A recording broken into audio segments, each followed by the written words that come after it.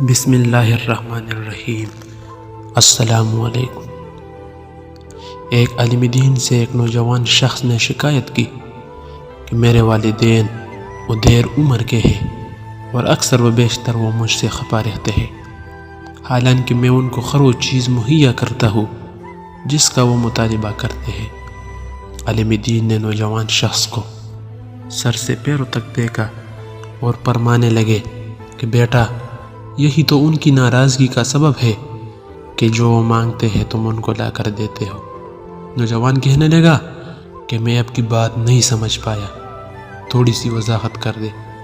عالم دین فرمانے لگے، بیٹا، کیا کبھی تم نے غور کیا ہے کہ جب تم دنیا میں نہیں آئے تھے تو تمہارے آنے سے پہلے ہی تمہارے والدین نے تمہارے لیے ہر چیز تیار کر رکھی تھی، تمہارے لیے کپڑے، تمہاری خوراک کا انتظام، تمہاری حفاظت کا انتظام، تمہیں سردی نہ لگے، اگر گرمی ہے تو گرمی نہ لگے، تمہارے آرام کا بندوبست، تمہارے قضائے حاجت تک کا انتظام تمہارے والدین نے تمہاری دنیا میں آنے سے پہلے ہی کر رکھا تھا۔ پھر آگے چلو، کیا تمہارے والدین نے کبھی تم سے پوچھا تھا کہ بیٹا تم کو اسکول میں داخل کروائے یا نہ؟ اسی طرح کالج یا یونیورسٹی میں داخلے کے لیے تم سے کبھی پوچھا ہو، بلکہ تمہارے بہتر مستقبل کے لیے تم سے پہلے ہی اسکول اور کالج میں داخلے کا بندوبست کر دیا ہوگا۔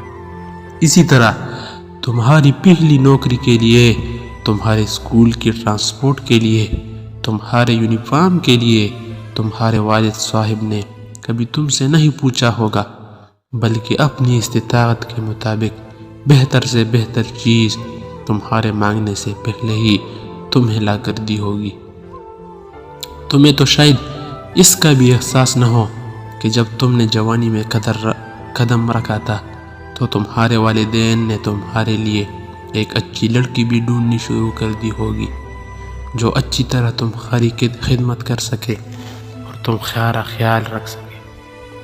لڑکی تلاش کرتے ہوئے بھی ان کی اولین ترجیح تمہاری خدمت ہی ہوگی، بلکہ ان کے ذہن میں کبھی یہ خیال بھی نہیں آیا ہوگا کہ ہم ایسے دلہن بیٹے کے لیے لائے جو ہماری خدمت بھی کرے اور ہمارے بیٹے کے بھی۔ تمہارے لیے کپڑے، تمہاری پہلی سائیکل، تمہارا پہلا موٹر سائیکل، تمہارا پہلا اسکول، تمہارے کھلونے، تمہاری بول چال، تمہاری تربیت، تمہارا رہن سہن، چال چلن، رنگ دنگ، گفتگو کا انداز، یہاں تک کہ تمہارے منہ سے نکلنے والا پہلا لفظ تک تم کو تمہارے ماں باپ نے مفت میں سکھایا ہے اور تمہارے مطالبے کے بغیر سکھایا ہے، اور آج تم کہتے ہو کہ جو کچھ وہ مجھ سے مانگتے ہیں میں ان کو لا کر دیتا ہوں، اس کے باوجود وہ خفا رہتے ہیں۔ جاؤ، والدین کو بن مانگے دینا شروع کرو، ان کی ضروریات کا خیال اپنے بچوں کی طرح ضروریات کی طرح کرنا شروع کرو۔ اگر ان کی مالی مدد نہیں کر سکتے تو ان کو اپنا قیمتی وقت دو، ان کی خدمت کرو، گھر کی ذمہ داریاں خود لو، جیسے اپنے بچوں کے باپ بنے ہو ویسے ہی اپنے والدین کی نیک اولاد بنو اور ان کو بن مانگے دینا شروع کرو۔ اپنے آپ کو اس قابل بنا لو کہ ان کو تم سے مانگنے کی یا مطالبے کی ضرورت ہی نہ پڑے، یا ان کو کبھی تمہاری کمی محسوس ہی نہ ہو۔ کم سے کم اتنا وقت تو ان کو عطا کر دو، ان کے مسائل پوچھو، اگر ان کی مالی مدد نہیں کر سکتے تو ان کی خدمت کرو۔ کیا کبھی ماں یا باپ کے پاؤں کی پٹی ہوئی ایڑیاں دیکھے ہیں تم نے؟ کیا کبھی ان پٹی ہوئی ایڑیوں میں کوئی کریم یا تیل لگایا ہے جیسے وہ تم کو چھوٹے ہوتے وقت لگاتے تھے؟ کیا کبھی ماں یا باپ کے سر میں تیل لگایا ہو؟ کیونکہ جب تم بچے تھے تو باقاعدہ تمہارے سر میں تیل لگا کر کنگھی بھی کرتے تھے۔ تمہاری ماں تمہارے بال سنوارتی تھی، کبھی ماں کے بال سنوار کر تو دیکھو۔ کیا کبھی باپ کے پاؤں دبائے ہیں؟ حالانکہ تمہارے باپ نے تمہیں بہت دفعہ دبایا ہوگا۔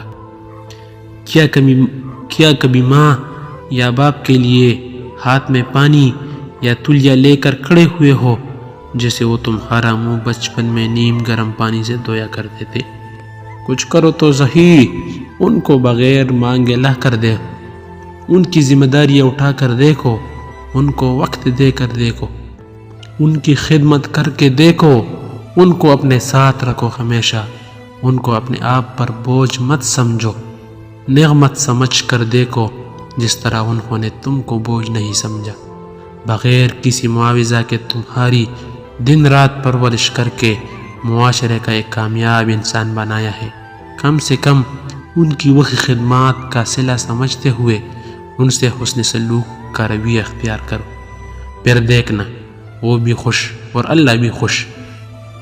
عالم دین کی یہ باتیں سن کر نوجوان اشکبار ہو گیا اور باقی کے حاضرین کی آنکھیں بھی نم ہو گئی۔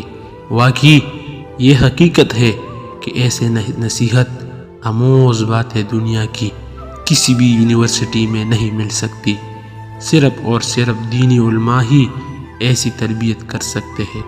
اللہ ایسے علماء کا سایہ ہمیشہ قائم رکھے اور ہر انسان کو یہ توفیق اور خوش نصیبی عطا کرے کہ وہ اپنے والدین کی ڈیمانڈ سے پہلے ہی ان کی ضروریات کو جانتے ہوئے پایہ تکمیل تک پہنچا دے۔